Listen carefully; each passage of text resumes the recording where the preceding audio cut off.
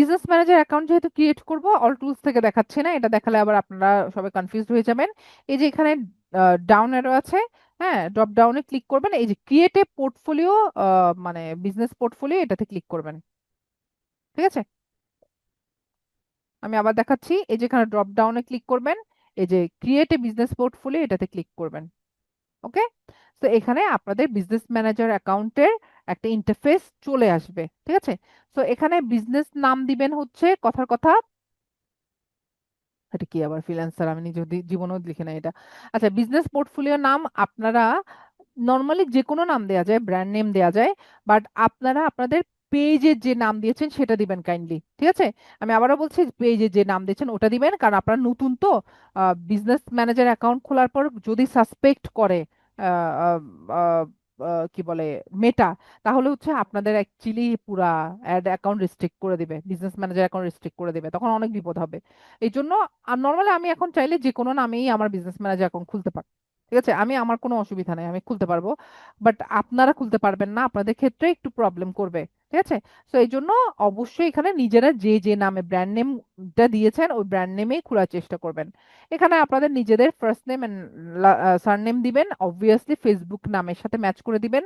যাদের ফেসবুকের নাম আকাশ, বাতাস, হ্যাঁ, এই টাইপের কিছু আছে, হ্যাঁ, নীল, নীল, আকাশ, হ্যাঁ, আহ, বা এই টাইপের যারা দিয়েছেন আর কেউ যে হাবিজাবি, কাইন্ডলি নিজের আইডিতে নামটা রিনেম করে নেবেন, কারণ বিজনেস ম্যানেজার অ্যাকাউন্ট আর অ্যাড অ্যাকাউন্ট, এই দোনোটা অ্যাকাউন্ট আইডির সাথে রিলেটেড, আইডির সাথে রিলেটেড। ওকে, পেজ থাকলে খোলা যায়, ঠিক আছে, বাট এগুলো ক্রিয়েট হয় আইডি থেকে।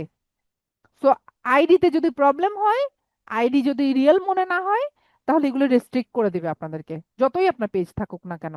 ঠিক আছে, সো পেজ থাকলে আপনি খুলতে পারবেন, ঠিক আছে, বাট এগুলো আইডির সাথে রিলেটেড, ফেসবুক আইডি। ওকে, তো নিজের আইডি দিয়ে নিয়ে দিবেন, যেমন আমার নাজলি জাহান আইরিন, তো আমি নাজলি জাহান আইরিন দিয়ে দিতে পারি।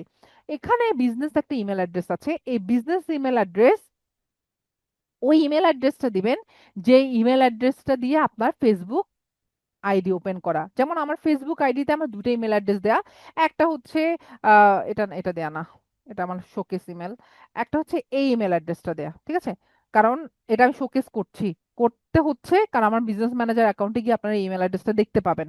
দেখেন, আমি মেটার ক্লাসে বা ফেসবুকের ক্লাসে আপনাদেরকে একবারও বলি নাই প্রিভিসি ইমেল রাখেন, একবারও বলি নাই।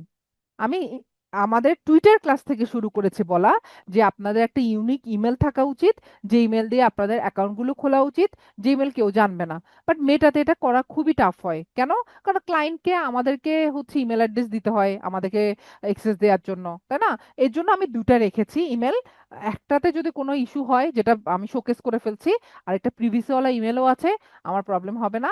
আবার আমার টু ফ্যাক্টর অথেন্টিকেশনও অন করা আছে, আশা করি আল্লাহর রহমতে প্রবলেম হবে না। ঠিক আছে, তো এই জন্য আমি ফেসবুকের ক্ষেত্রে এই কথা বলতে পারি না যে আপনারা ফেসবুক আইডিতে প্রিভিসি ইমেল রাখেন, এটা প্রিভিসি থাকবেই না।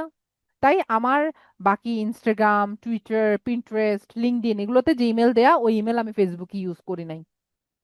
আমার সেকেন্ড যে ইমেলটা দেয়া ইয়াতে ফেসবুকে, ওটাও আমার ইউনিক ইমেল, ওটাও আমার ইনস্টাগ্রাম বা টুইটার ওগুলোতে ইউজ করা নাই। ওটাও ইউনিক, বাট ওটাও কেউ জানে না। বাট ইন কেস যদি কখনো জেনে যায়, তা অ্যাটলিস্ট আমার বাকি অ্যাকাউন্টে ইম্প্যাক্ট পড়বে না।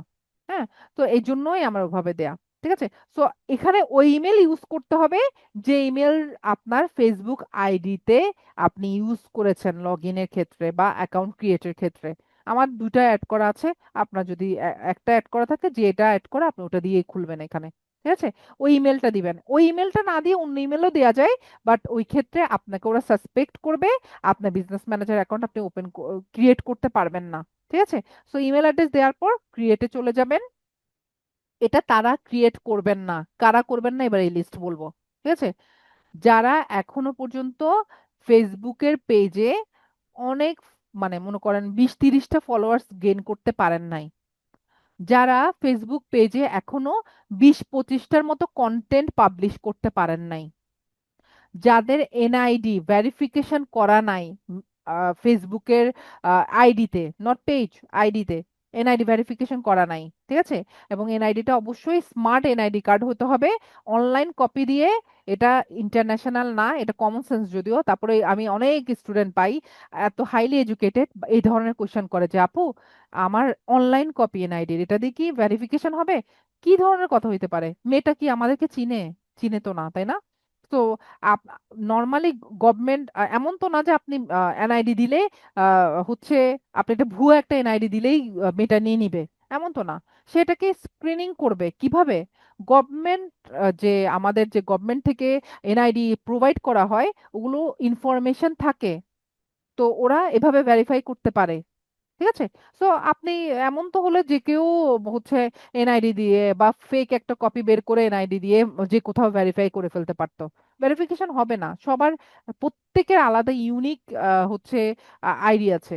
হ্যাঁ, সো এই জন্য স্মার্ট এনআইডি কার্ড লাগবে। ওটা ছাড়া ভেরিফিকেশন পসিবল না। বাট ভেরিফিকেশন ছাড়াও আপনি বিজনেস ম্যানেজার অ্যাকাউন্ট খুলতে পারবেন যদি আপনার ফেসবুক আইডিটা অনেক পুরাতন হয়ে থাকে, আপনার কোনো ধরনের হচ্ছে কোনো ওয়ার্নিং এখনো পর্যন্ত আপনার না এসে থাকে। অনেকে কি করে ফেসবুকে এত আজে বাজে যে কোনো পেজে গিয়ে কমেন্ট করে, স্ল্যাং ইউজ করে। হ্যাঁ, আপনারা এরকম না আইনো, বাট আমাকে বলতে হবে, আমি জানি না, আপনাদেরকে তো পার্সোনাল আমি চিনি না কাউকে, তাই না? অনেকে এরকম পাবলিক প্রোফাইল গুলোতে গিয়ে স্ল্যাং ইউজ করে, বা এটা এর কারণে হচ্ছে ওদের ওয়ার্নিং আসে বা কোয়ালিটি ড্রপ করে আইডির। হ্যাঁ, এই টাইপের যারা, তাদের বিজনেস ম্যানেজার অ্যাকাউন্ট খোলা উচিত হবে না উইদাউট এনআইডি ভেরিফিকেশন।